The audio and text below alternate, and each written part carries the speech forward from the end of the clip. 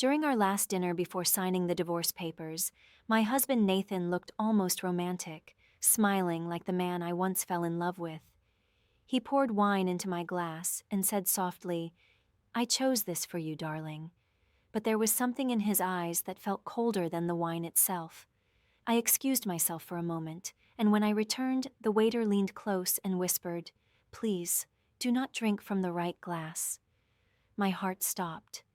I smiled, pretending nothing happened, and calmly switched the glasses. Then I waited. 7 minutes can feel like forever when you're counting every heartbeat. Nathan talked about how fair the divorce papers were, how generous he'd been. But as he sipped from the glass that was meant for me, his charm began to fade. His shoulders slumped, his words slowed, and the confidence that had once filled the room drained away like the color from his face. For years, I'd been the quiet, obedient wife, believing that patience was love and silence was strength. But in truth, silence had been my cage, and that night I finally found the key. When I asked the waiter to seal both glasses, Nathan laughed nervously, saying I was being dramatic. But this time, his voice shook more than mine. I left that restaurant knowing something far darker than heartbreak had just ended. The next day, I found letters, insurance policies I'd never signed, accounts opened in my name, everyone naming him as the sole beneficiary. My blood ran cold. That dinner wasn't about closure. It was about making sure I never left the table alive.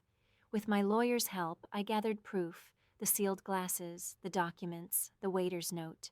When mediation came, Nathan arrived in his perfect suit, ready to charm the room as always. But as I laid each piece of evidence on the table, his mask began to crack. For the first time, everyone saw him for what he truly was. Today, I live peacefully in a little house filled with sunlight and laughter, not control and fear. And if there's one thing I've learned, it's this: never underestimate a quiet woman who finally chooses to act, because her silence isn't weakness, it's preparation. If my story touched you, please give it a like, leave me a comment, and subscribe.